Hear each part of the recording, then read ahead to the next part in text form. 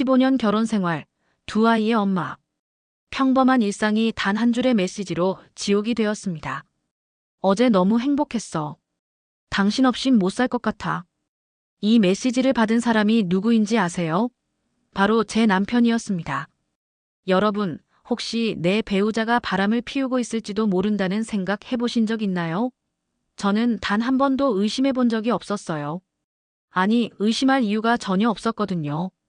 매일 저녁 6시에 퇴근해서 아이들과 놀아주고 주말엔 가족과 시간을 보내고 결혼 기념일도 챙겨주는 완벽한 남편이었으니까요. 하지만 그날 오후 샤워하러 들어간 남편의 휴대폰에서 메시지 알림이 계속 울렸을 때 제 인생이 송두리째 바뀌게 될 줄 누가 알았겠어요. 그리고 화면에 떠오른 건 제가 평생 보고 싶지 않았던 현실이었습니다. 이 영상 끝까지 보시면 여러분들도 알게 될 거예요.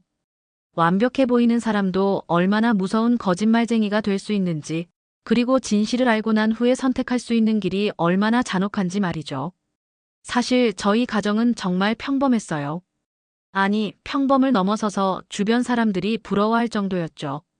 매일 아침 7시에 일어나서 남편 도시락을 싸주고 아이들 학교 보내고 저녁엔 온 가족이 둘러앉아 하루 이야기를 나누는 그런 평범한 가정이었거든요. 남편은 15년 전 결혼할 때부터 지금까지 한 번도 제게 큰 소리 낸 적이 없는 사람이었어요. 아이들한테도 다정하고 집안일도 도와주고 기념일이면 꽃다발 하나씩은 꼭 챙겨주는 그런 남편이었죠. 그런데 언제부터였을까요? 아주 작은 변화들이 하나둘씩 생기기 시작했어요. 먼저 퇴근 시간이 달라졌어요. 예전엔 칼퇴근해서 6시면 집에 왔는데 어느 순간부터 7시, 8시, 심지어 9시가 넘어서야 집에 들어오기 시작했죠. 회사 일이 많아졌다고 하더라고요. 그리고 회식이 이상하게 많아졌어요. 부서 회식, 프로젝트 회식, 신입사원 환영회, 퇴직하는 선배 송별회. 뭐 이렇게 회식이 많을 수가 있나 싶을 정도로요. 출장도 갑자기 늘어났어요. 전에는 한 달에 한 번 정도였는데 어느 순간부터는 거의 매주 어딘가로 출장을 다녔어요. 지방 거래처가 늘어났다고 하면서 말이죠. 하지만 가장 이상했던 건 휴대폰이었어요. 예전엔 집에 와서 휴대폰을 아무데나 던져놓고 아이들과 놀거나 TV를 봤는데 언제부터인가 휴대폰을 손에서 놓지 않기 시작했어요. 밥 먹을 때도 휴대폰을 옆에 두고 화장실 갈 때도 가져가고 심지어는 잠잘 때도 베개 밑에 꼭 넣어두고 잤어요. 왜 그러냐고 물어보면 업무 연락이 올 수 있어서라고 대답하더라고요. 그리고 무엇보다 제일 이상했던 건 휴대폰에 메시지가 오면 화면을 저한테서 돌려서 보기 시작했다는 거였어요. 전에는 그냥 대놓고 봤는데 말이죠. 처음엔 그냥 업무가 많아져서 그런가 보다 했어요. 하지만 시간이 지날수록 뭔가 이상하다는 느낌이 들기 시작했죠. 설명할 수 없는 불안감이 마음 한구석에서 점점 커져가고 있었어요. 그런데 여러분, 이런 작은 변화들을 느끼면서도 왜 직접 물어보지 않았을까요? 왜냐하면 무서웠거든요. 혹시 제 의심이 맞다면 어떡하지? 혹시 정말로 뭔가 숨기고 있는 게 있다면 어떡하지? 차라리 모르는 게 나을 수도 있겠다는 생각이 들었어요. 하지만 그 불안감은 제가 감당할 수 있는 선을 점점 넘어서고 있었습니다. 그리고 마침내 그 불안이 현실이 되는 순간이 왔습니다. 그날따라 남편이 일찍 집에 왔어요. 아이들은 학원에 가고 집에 저희 둘만 있었는데 남편이 좀 피곤하다며 샤워하러 들어갔어요. 저는 거실에서 TV를 보고 있었는데 갑자기 탁자 위에 놓인 남편 휴대폰에서 메시지 알림음이 울렸어요. 한 번, 두 번, 세 번. 계속 울리더라고요. 처음에는 그냥 무시하려고 했어요. 남의 휴대폰을 보는 건 예의가 아니잖아요. 하지만 계속해서 울리는 알림음에 자꾸만 신경이 쓰였어요. 그때 또 메시지가 왔어요. 그런데 화면이 켜진 상태에서 메시지 미리 보기가 떠 있는 거예요. 그리고 제가 본 건 믿고 싶지 않은 현실이었습니다. 어제 너무 행복했어. 당신 없인 못 살 것 같아. 여러분, 이 문장을 읽는 순간 제 머리가 하얘졌어요. 심장이 너무 빨리 뛰어서 숨을 쉴 수가 없었어요. 손이 떨려서 휴대폰을 제대로 잡을 수도 없었고요. 그런데 더 충격적인 건 그 아래 대화 내용이었어요. 화면을 위로 올려보니까 정말 끔찍한 대화들이 가득했어요. 오늘 밤에도 보고 싶어. 당신만 생각하고 있어. 집에 있을 때도 당신 생각뿐이야. 이런 달콤한 말들이 끝없이 이어져 있었어요. 그리고 남편의 답장은 더욱 충격적이었어요. 나도 같은 마음이야. 오늘 9시에 만나자. 아내한테는 회식이라고 했어. 아, 그 순간 모든 퍼즐이 맞춰지더라고요. 그동안의 늦은 귀가, 잦아진 회식과 출장, 휴대폰을 손에서 놓지 않던 행동들. 모든 게 다 거짓말이었던 거예요. 제가 대화창을 보고 있는데 욕실 문이 열리는 소리가 들렸어요. 남편이 수건으로 머리를 닦으며 나오더라고요. 그리고 저를 보는 순간 남편의 얼굴이 하얘졌어요. 이게 뭐야? 제 목소리는 떨리고 있었고 눈물이 이미 주르르 흐르고 있었어요. 남편은 급하게 다가와서 휴대폰을 빼앗으려고 했지만 이미 늦었죠. 아니야, 이건.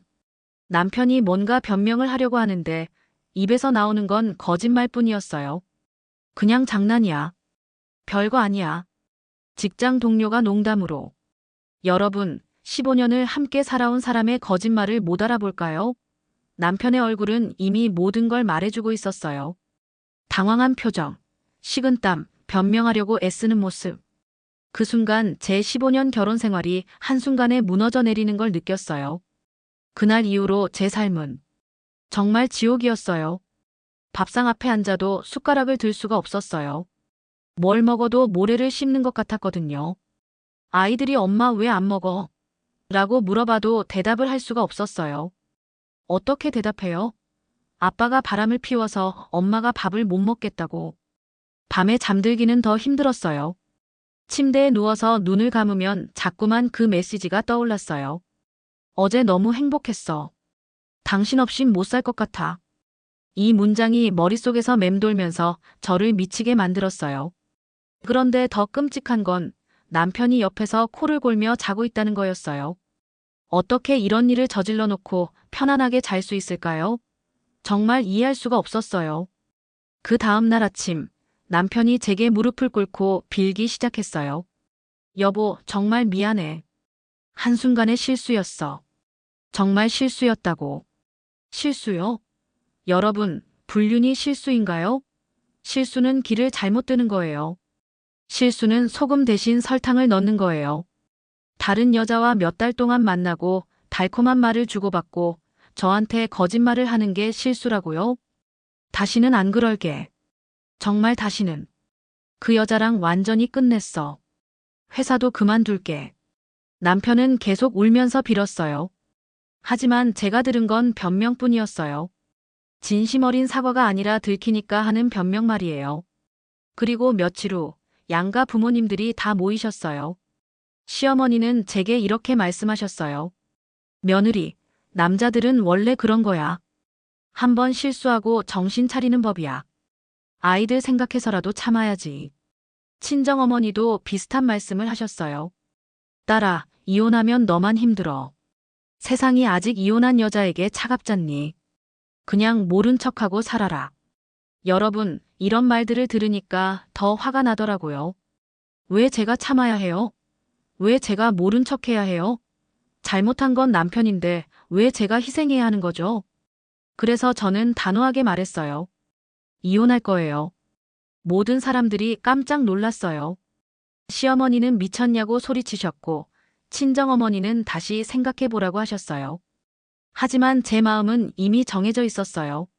15년간 쌓아온 믿음과 사랑이 한순간에 무너졌는데 어떻게 다시 예전으로 돌아갈 수 있겠어요?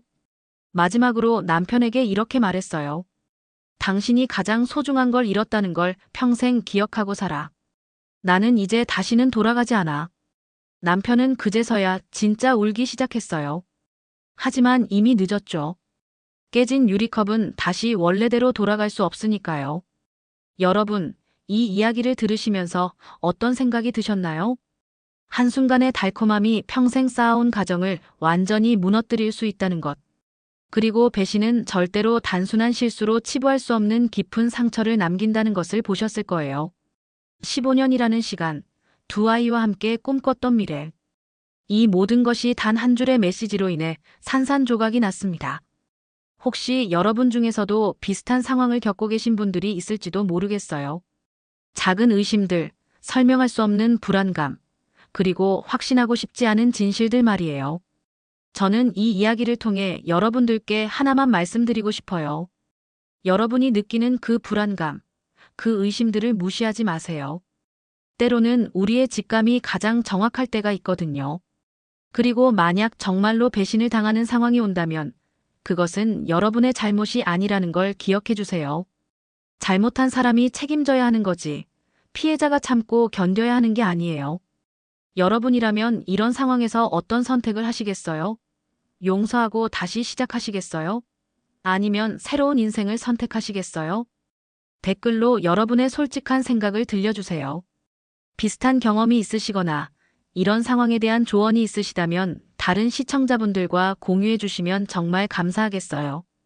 그리고 오늘 이야기 재미있게 들어주셨다면 좋아요 버튼 꼭 눌러주시고 구독 알림 설정까지 해주시면 더욱 힘이 될 것 같아요. 앞으로도 여러분들이 흥미롭게 들을 수 있는 실화 이야기들로 찾아오겠습니다. 오늘도 시청해 주셔서 정말 감사합니다. 그럼 다음 영상에서 또 만나요.